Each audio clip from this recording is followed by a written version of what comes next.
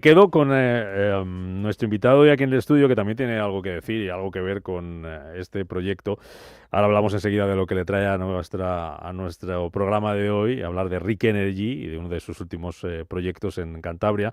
Es Pablo García Salmones, que es el director de hidrógeno y derivados de Rick Energy, pero que en su anterior vida tiene algo que ver con este proyecto también en Andalucía y ese Valle Andaluz del Hidrógeno. Don Pablo, bienvenido, buenos días. Buenos días. Eso me estabas contando, ¿no? Que una parte de culpa positivo es tuya, ¿no? También.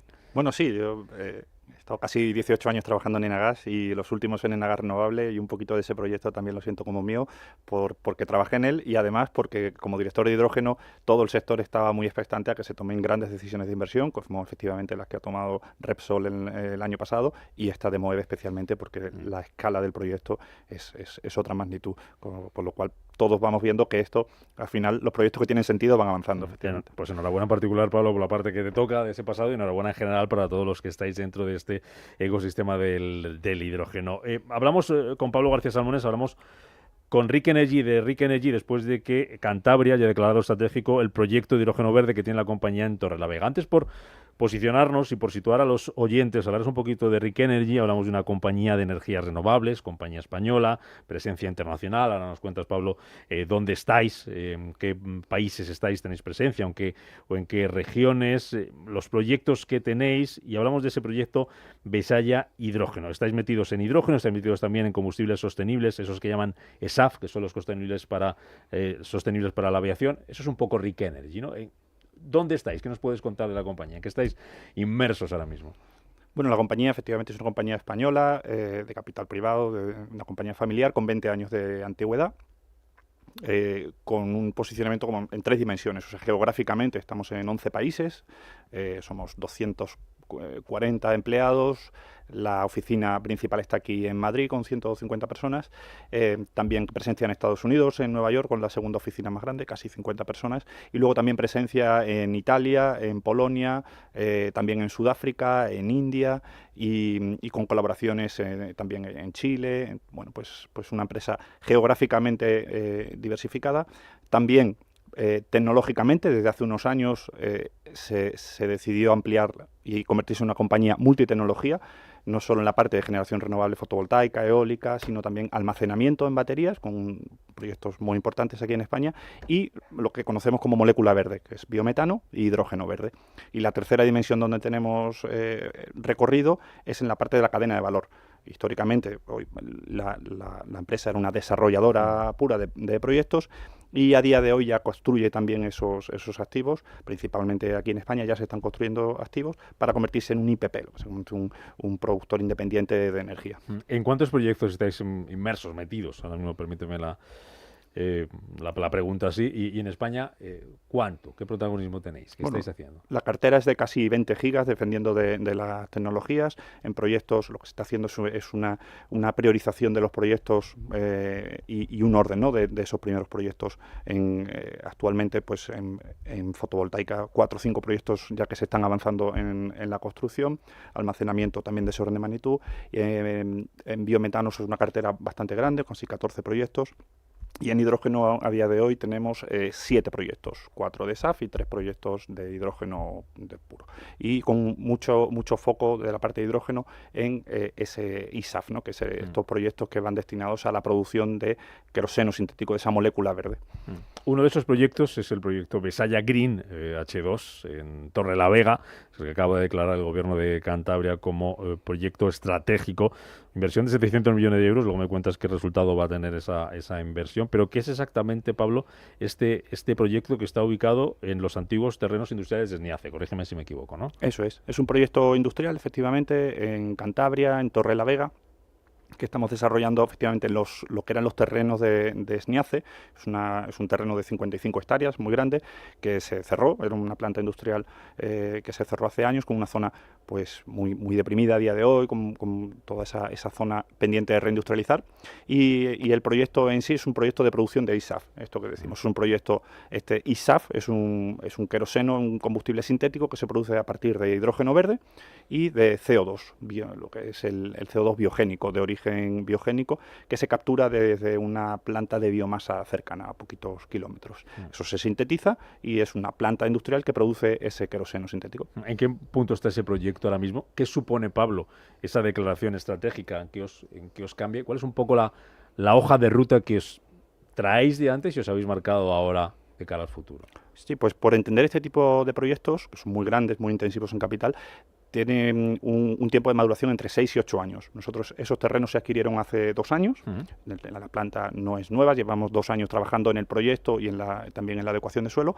Y a día de hoy lo que está pendiente es, hoy el proyecto tiene que tener una autorización ambiental, está solicitada, pero está pendiente del cierre de las autorizaciones de SNIACE, del propietario anterior. Una vez que se cierren esas autorizaciones, entrará el proyecto en ese proceso de autorización. Digo esto porque la declaración de proyecto estratégico no significa que el proyecto esté exento de autorizaciones o licencias. Lo que permite esta categoría, que está basada en la Ley de Simplificación Administrativa, la Ley 2025 de Cantabria, es acelerar esos permisos, dar una tramitación preferente y eso es importante porque son proyectos con un tiempo de maduración muy largo y es todo lo que ganemos tiempo en tramitación pues es ventajoso, ¿no? Y por otra parte además tiene la ventaja de tener una preferencia de cara a la obtención de ayudas, avales, financiación, subvenciones de manera regional. Con lo cual, pues estamos encantados, muy agradecidos porque pensamos que el proyecto realmente es un proyecto estratégico para Cantabria, lo es. Pensamos que tiene unos efectos que podemos comentar buenísimos a nivel de impacto socioeconómico y pensamos que desde luego lo merece. Decía el Gobierno de Cantabria que es el tercer proyecto por orden de magnitud en inversión de la historia de Cantabria. Pensamos un proyecto muy grande y desde luego esta declaración pues nos va a facilitar mucho, allana el camino perfectamente. Sí. ¿Tenéis prevista, Pablo, una capacidad inicial de hasta 500 megavatios de electrólisis? No sé si ese objetivo luego puede aumentar o no, se va a quedar ahí. Y luego el uso de ese combustible, ese ISAF, ¿para qué se va a utilizar? ¿Dónde lo vamos a ver?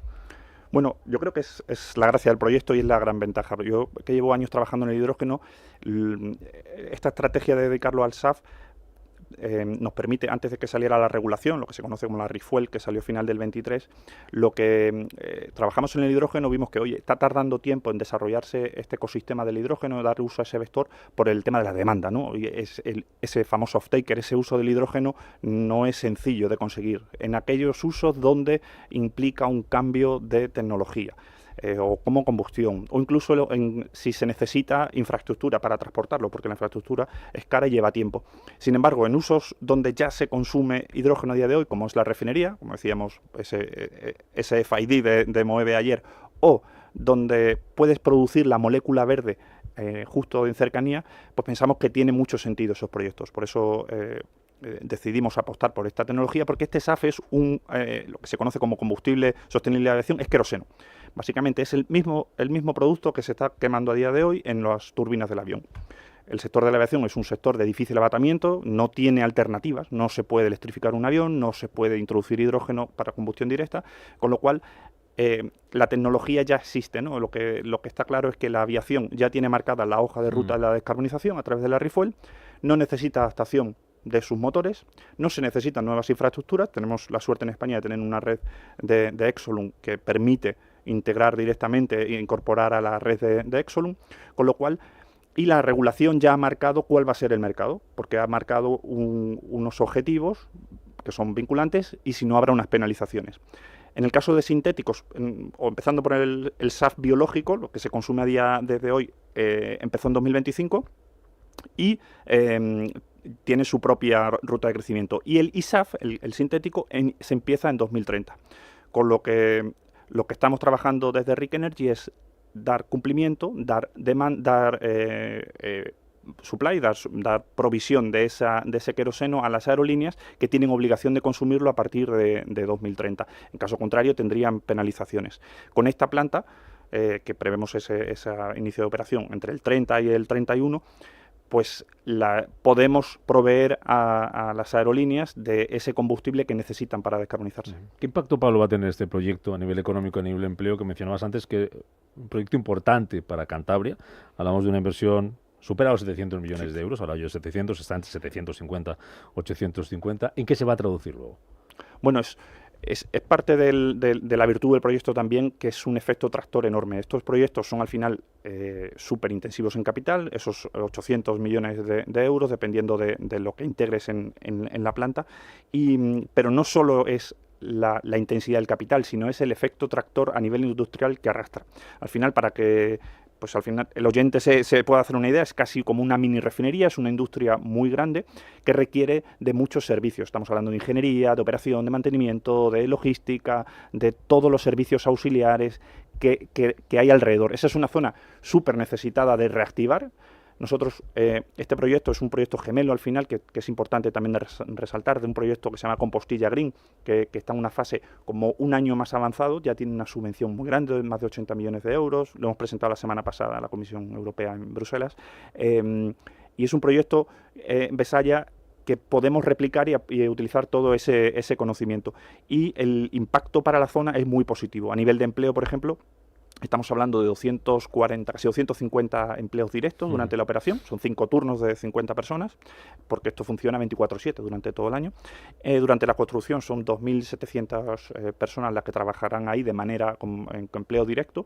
Y a eso hay que sumar todo el empleo indirecto e inducido, que no queremos sobredimensionar la cifra, sino decir, oye, esas cifras son basadas en perfiles concretos, con lo cual, pues son proyectos que a diferencia de otras tecnologías que pueden ver, oye, es que estos proyectos pues me generan ruido, no se ve tan evidente el beneficio que genera en la región. Estos son proyectos donde cuando vas allí y presentamos, oye, sabemos que son territorios donde hay una sensibilidad, decimos, oye, estos proyectos, presentamos el impacto socioeconómico, están encantados, porque dice, oye, este proyecto va a traer riqueza, va a generar empleo, va a traer toda la parte de impuestos, del ICIO, del IBI, del IVA. Entonces, son proyectos que benefician a la región y de manera evidente. Termino, Pablo, fíjate lo que decías ahora. Es una industria. Y en alguna ocasión he leído que decías, el hidrógeno no solo descarboniza, que también, sino que también reindustrializa y genera valor en el territorio. Y de esto de industria no es que vayamos muy sobrados en España.